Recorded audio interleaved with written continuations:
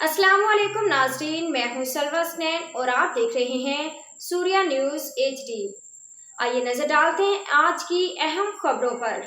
मजीद update करते हैं कराची से सीनियर रिपोर्टर मोहम्मद फारूक बरूक कादरी की रिपोर्ट के मुताबिक आईजी सिंध जवेद आलम ओडू की ज़रिए सदारत सूबे में क्विक रिस्पांस फोर्सेज के क़याम और तैयारी से मुतालिक अहम जायजा इजलास। सेंट्रल पुलिस ऑफिस कराची में मुनाकिदा इजलास में additional IGs Karachi, operation DIGs headquarter establishment west zone, secretary and emergency services division RRF और सीएम न्यूटन ट्रेनिंग के अलावा एआईजीज और एसएसपीज ने शिरकत की। इजलास के शरका को डीआईजी आरआरएफ सीएमयू की जानिब से आरआरएफ सीएमयू की नफरी तैनात, अलर्ट, ट्रांसपोर्ट और रिहाइश और दीगर तफसीली ब्रीफिंग दी। कच्चे के इलाके में तैनात आरआरएफ की नफरी के मरहलावार वापस बुला के कराची से रिजर्व पे रखा जाए।